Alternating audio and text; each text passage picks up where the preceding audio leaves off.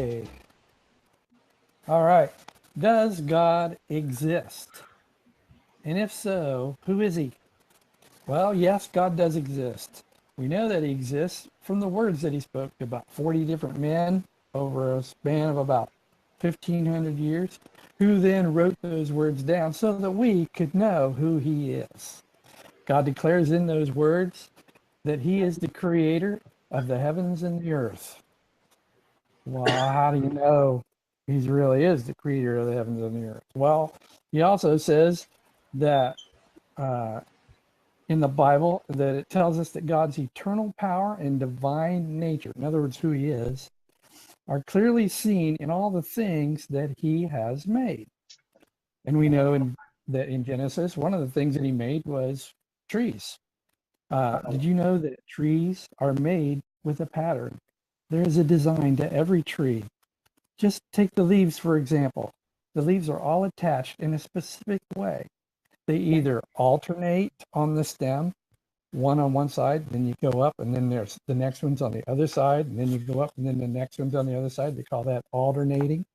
Or it'll be opposite. There'll be two leaves attached at the same spot in opposite sides of the stem.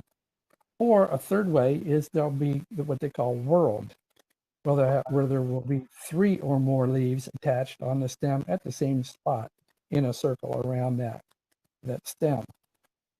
That is all by design. It's a specific pattern that is there and that shows the fingerprint of God on his creation. Birds.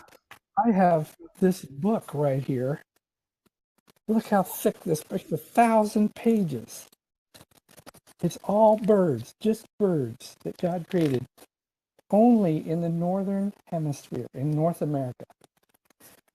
There's almost 1,000 different birds in here. There's bluebirds, there's red birds, there's yellow birds.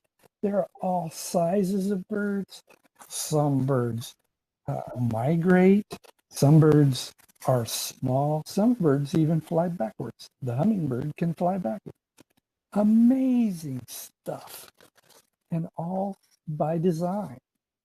The eyeball, the Bible says, God says in Proverbs 20, the hearing ear and the seeing eye, the Lord has made them both. This is one of the most obvious displays of God's creative power, the human eye, or any eyeball as far as that goes. Even Charles Darwin conceded to the awesomeness of the human eye in his book, The Origin of the Species, when he says, quote, to suppose that the eye could have been formed by natural selection seems, I freely confess, absurd in the highest possible degree, end quote. That is what Charles Darwin said in his book. It's amazing, the intricate genius of God's design in all of his creation. Woodpeckers, butterflies, the moon, all these things have specific and distinct or unique patterns or design in their creation. Every time God created man, every time I see the incredible feats of people physically, they can do awesome things physically. Mentally, some have photographic memories. They can memorize all kinds of things. They're smart. It's a testimony to their creator, God. He is awesome. And of all those things that God has created, he has magnified his word above all of his name. God is real.